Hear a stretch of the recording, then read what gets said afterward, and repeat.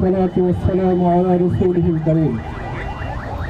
সম্মানিত বিক্ষুব্ধ ছাত্র জনতা, সাম্প্রতিক ছাত্র সংসদ নির্বাচনগুলোর আগে সর্বশেষ ডাকসু এবং চাকসু নির্বাচন হয়েছিল 1990 সালে, রাকসু নির্বাচন হয়েছিল 1989 সালে, জাকসু নির্বাচন হয়েছিল 1992 সালে। 91-এ যে দলটি রাষ্ট্র ক্ষমতায় এসেছিল তারা একে একে সবগুলো ছাত্র সংসদ নির্বাচন বন্ধ করে দিয়েছিল। কোন দলটি 91-এ রাষ্ট্র ক্ষমতায় এসেছিল? সেই দলটি হচ্ছে বিএনপি। বিএনপি শুধু 91-এ নয়, পরবর্তীতে আরো 2বার রাষ্ট্র ক্ষমতায় এসেছে, কিন্তু ছাত্র সংসদ নির্বাচন আর দেয়নি। পাঞ্জাবের জগতে একটি বিশ্বস্ত নাম, শাবাব এথনিক ওয়্যার। বিএনপি তার অতীতের আচরণের পুনরাবৃত্তি আবার করছে। আবারও বিএনপি এবং ছাত্রদল ছাত্র সংসদ নির্বাচনের বিরুদ্ধে অবস্থান গ্রহণ করেছে। কিন্তু আমরা বলতে চাই, যে ছাত্র জনতা দেশের বুকে জুলাই এনেছে, সেই ছাত্র জনতা নিজেদের অধিকার আদায় করে নিতে জানে।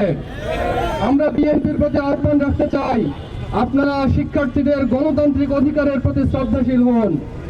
আমরা ছাত্র দলের প্রতি আহ্বান রাখতে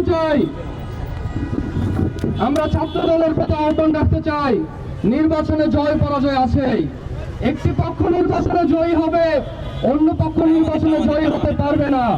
সুতরাং আপনারা নির্বাচনগুলো বয়কট করার দিকে না গিয়ে, নির্বাচনগুলো বানচাল করার দিকে না গিয়ে শিক্ষার্থীদের অধিকার আদায়ে সচেষ্ট হন। শিক্ষার্থী বান্ধব কাজের মাধ্যমে এগিয়ে যাওয়ার চেষ্টা করুন। আমরা একটি সুষ্ঠু গণতান্ত্রিক পরিবেশে পরস্পর প্রতিযোগিতা করে আমরা শিক্ষকবৃন্দকে আহ্বান জানাতে চাই, আপনারা শিক্ষার্থীদের গণতান্ত্রিক অধিকারের প্রতি শ্রদ্ধাশীল হওয়া উচিত। আপনারা শিক্ষার্থীদের গণতান্ত্রিক অধিকারের বিরুদ্ধে অবস্থান গ্রহণ করা থেকে বিরত হওয়া উচিত। আমরা সাবিপ্রবির শিক্ষার্থীদেরকে বলতে চাই, অন্যান্য ছাত্র সংসদ নির্বাচনগুলো 90-92-এ বিএনপি বন্ধ করে দিতে পারলেও সাকসু নির্বাচন 1997 সাল পর্যন্ত চলেছে। এরপর আওয়ামী লীগ এবং পরবর্তীতে বিএনপিও এই নির্বাচন আর দেয়নি। যেখানে শাহজালাল বিজ্ঞান ও প্রযুক্তি বিশ্ববিদ্যালয়ের স্টুডেন্টরা অন্যান্য ক্যাম্পাসগুলোতে ছাত্র সংসদ নির্বাচন বন্ধ থাকা সত্ত্বেও নিজেদের নির্বাচনের অধিকার আদায় করে নিয়েছিল, আমরা ছাত্র শিক্ষার্থীদেরকে বলতে চাই, নিজেদের অধিকারের ব্যাপারে আপনারা দৃঢ়পদ থাকুন। বাংলাদেশের গণতন্ত্র মনা ছাত্র সমাজ আপনাদের সাথে আছে।